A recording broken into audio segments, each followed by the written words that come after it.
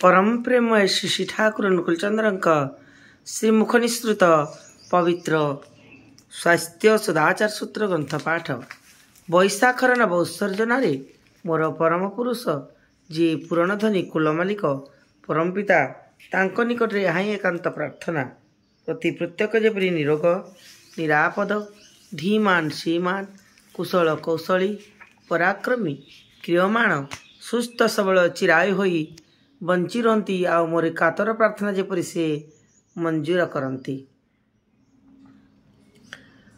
तुमर सांस्कृतिक आचार नियम निष्ठान्वित न होई ताहार व्यतिक्रम और व्यवहार जेते ही करिब तुम्हें ठीक जान विपर्यय विध्वस्त को तुम्हें सेतेबेले हुए आमंत्रण कर बसिल तुम्हें निजे ही प्ररोचित करिल सेही जातीय प्रवृत्ति जो मानकर भीतर मुख्य